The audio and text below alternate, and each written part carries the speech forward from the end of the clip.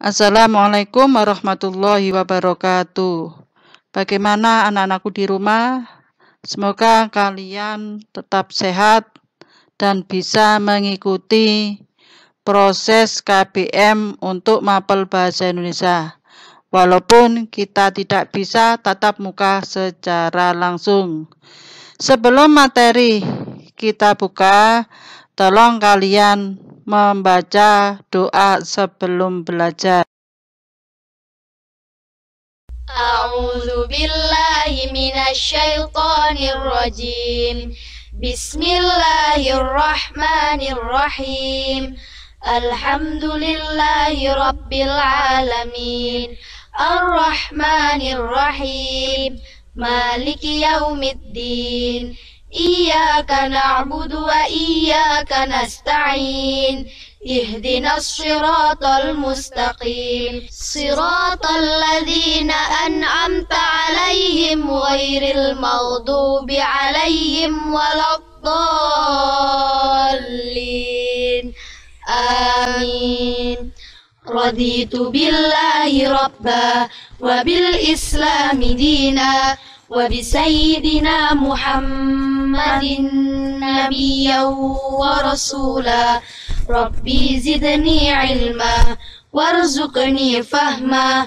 Allahumma faqihni fid din wa 'allimni at-ta'wil bi rahmatika ya alim ya rabbal alamin.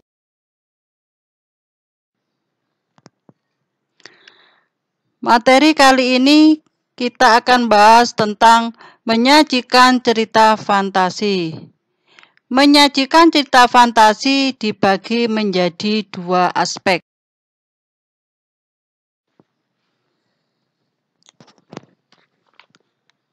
Merencanakan cerita. Yang pertama, sebelum menulis sebuah teks cerita fantasi, kalian perlu membuat rancangan terlebih dahulu. Tujuannya yaitu cerita fantasi bisa 1. Menemukan ide penulis yang menarik. Yang kedua, bisa mengembangkan ide dengan membuat topik terlebih dahulu. Yang ketiga, mengembangkan unsur pembangun cerita fantasi.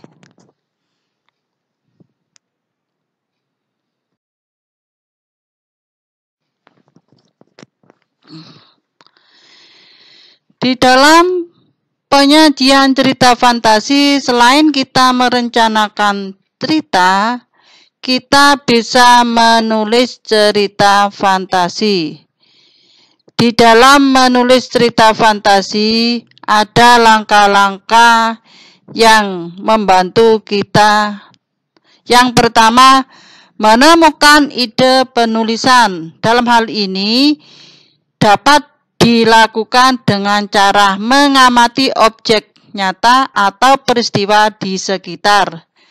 Lalu diberi khayalan untuk menguatkan cerita yang kita tulis.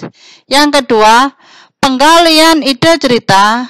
Dalam hal ini bisa kita peroleh dari hasil membaca buku pengetahuan atau buku ilmiah. Contoh, kita membaca biografi tokoh, hewan atau tumbuhan, tata surya, dan lain sebagainya. Yang selanjutnya, kita bisa membuat rangkaian peristiwa. Dalam hal ini, ide kalian dapat membuat rangkaian peristiwa mulai dari orientasi, komplikasi, dan koda. Intinya dalam penulisan cerita fantasi, struktur cerita fantasi harus tertuang dalam satu cerita tersebut.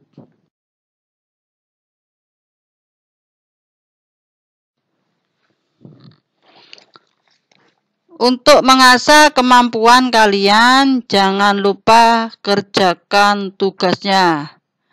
Dan setelah kalian mengakhiri proses belajar, tetap kalian harus akhiri dengan berdoa agar yang kita cita-citakan berhasil.